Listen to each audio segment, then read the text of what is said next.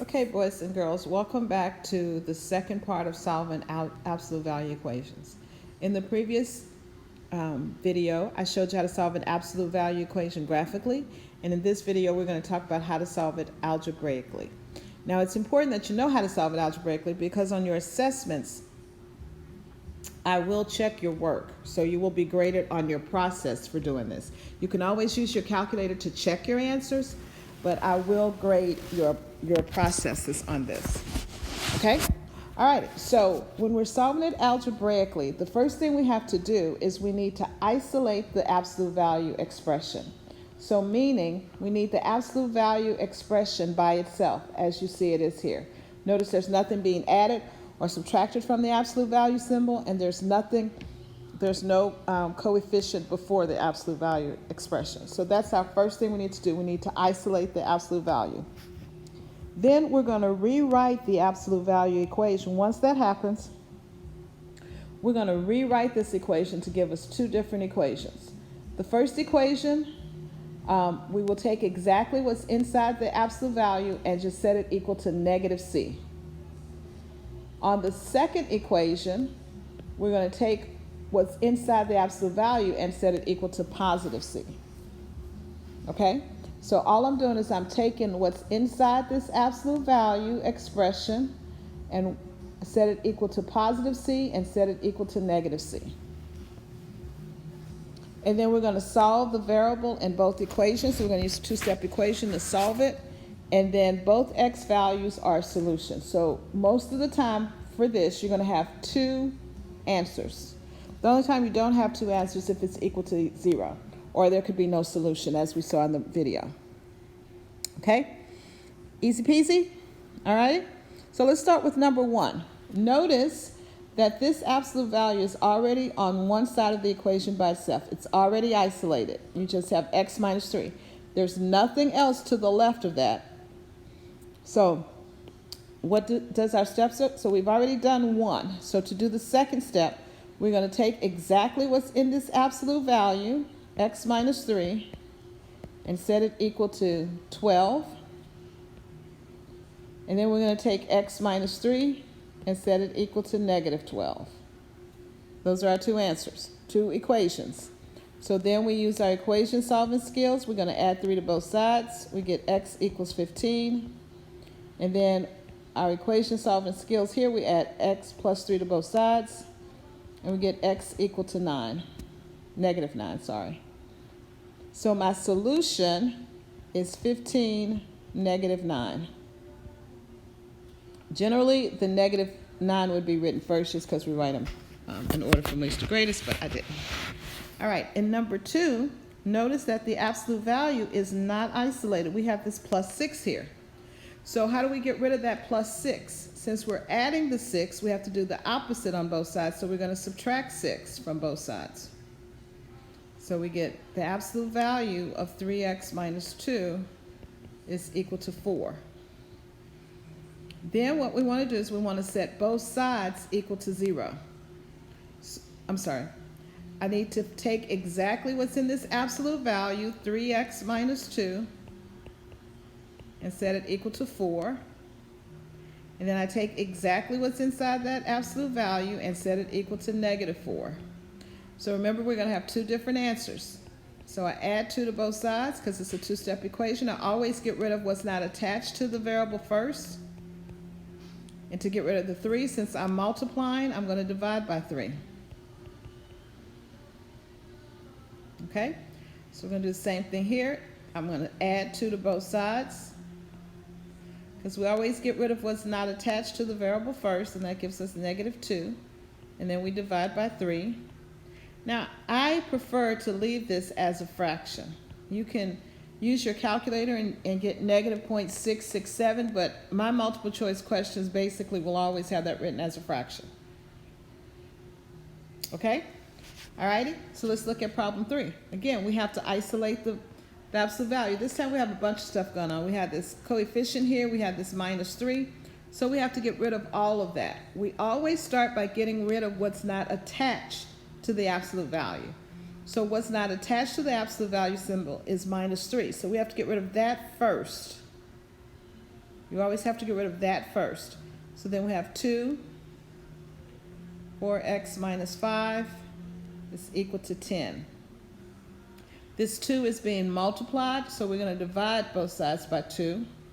We're doing the opposite to get rid of it, so we get 4x minus 5 is equal to 5. All right, now we need to set up our two equations. Once we have this absolute value isolated, now it's time to set up our two equations. So this is 4x minus 5 is equal to 5, and 4x minus 5 is equal to negative 5.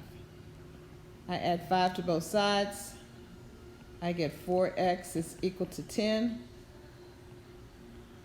Divide by 4. I'm just going to write this up here. 10 over 4 is 5/2. You can use your calculator to do math fraction. It'll get you there. Then I'm going to add 5 here. So I get 4x is equal to negative 5, and 5 is 0. So I divide both sides by 4, and I get x is equal to 0. Those are my two answers. And yes, you can graph this on the calculator just to see if you're getting the correct answer. Okay? Oh, what did I do? Oh, I took in the calculus. I have no idea what's going on. Well, I'm not enjoying it now because it just did something weird. Okay, here we go. Sorry about that. Just went on a little excursion. All righty. So let me do a couple more, and then I'm going to set you free to do some on your own. Okay? All right. So this one, it looks a little different, but it's not. This 5 is still outside the absolute value, so we have to get rid of that by subtracting 5. So we get the absolute value of x is equal to 1. So we're going to do the exact same thing. X is equal to 1, or x is equal to negative 1. That's it. And there's nothing else we can do with that, so our solution is just 1, negative 1. Okay? Alrighty, let me do problem number 9 with you, because that looks fun. So again, we have to isolate the absolute value, so we need to get rid of the negative 8, and we need to get rid of 1/2. So we're going to start by adding 8 to both sides. So we have 1/2 x plus 4 is equal to 10. Now, to get rid of the 1/2, we have to multiply by the reciprocal, and the reciprocal of 1/2 is 2 over 1. So I multiply both sides by 2 over 1. I get absolute value of x plus 4 is equal to 20. Then we set up our two equations. X plus 4 equals 20. X plus 4 is equal to negative 20. So we get x is equal to, subtract 4 from both sides, 16. Subtract 4 from both sides, we get x is equal to negative 24. 16 and 24, negative 24 are our answers. Okay? So what I'd like for you to do is to pause the video and go ahead and complete this problems 5 through 12. Okay, welcome back. So I'm just going to kind of quickly go through these. We're going to have 5x plus 2 equal to 3, and 5x plus 2 equals negative 3. So 5x is equal to 1, x is equal to 1 over 5, 5x is equal to negative 5, x is equal to negative 1. Isolating the variable first, so we get the absolute value of m plus 5 is equal to 7, if my math is correct. So that'll give me m plus 5 equals 7, m plus 5 equals negative 7. So we get m is equal to 2, m is equal to negative 12.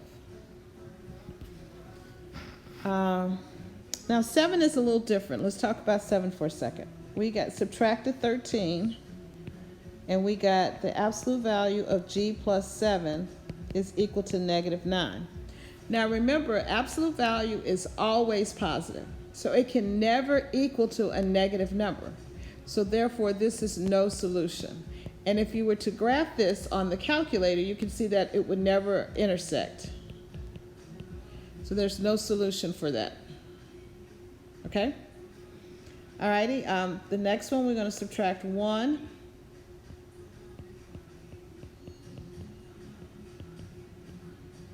divided by 3.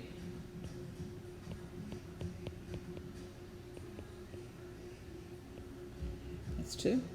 So we get x is equal to 1. Add 2 to both sides and divide by 4. I probably shouldn't skip that step, huh? Sorry. Forgot. All right, so we get 4x minus 2 is equal to 2. And then 4x minus 2 is equal to negative 2. So x is equal to 1. And here we get x is equal to 0. Okay? For this one, let's isolate that absolute value. Subtracting 11 from both sides, we get 14. Divide by 2. We get absolute value of 2x minus 7 is equal to 7. So we get 2x minus 7 equals 7. 2x minus 7 equals negative 7. Get 2x is equal to 14. X is equal to 7. Got a lot of 7's in that. We get 2x is equal to 0. X is equal to 0. Again, here's another one. We subtract that 10. We get the absolute value of 8 minus 8 is equal to negative 5. And this can never happen because absolute value is always positive. It cannot equal to a negative number, so this is no solution. So we subtract 3 here. We get the absolute value of x minus 7 is equal to 1. So we get x minus 7 equal 1. X minus 7 equals negative 1. So x is equal to 8. X is equal to 6. Okay? Alrighty. So that's it for that. Again, you want to do the homework that's listed on Google Classroom. If you have any questions, you can send me a reminder. You can ask me tomorrow.